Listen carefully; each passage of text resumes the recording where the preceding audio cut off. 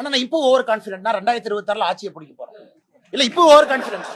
அதனால இன்னைக்கு over confident. ஆனா கை தட்டுறது இன்னைக்கு ஓவர் கான்பிடன்ட் தான். இலக்கு 2026 பாரதிய ஜனதா கட்சி இங்க ஆட்சியை பிடிக்கும். அதான் இலக்கு. காரணம்னா ஆனா கை தட்டாதீங்க பிரஸ் மீட். ஏன்னா அப்படித்தான் ஒரு தலைவர் இருக்க முடியும். அப்படித்தான் இலக்கு வைத்து பணி செய்ய முடியும். அப்படித்தான் இலக்கு வைத்து வேகப்படுத்த முடியும்.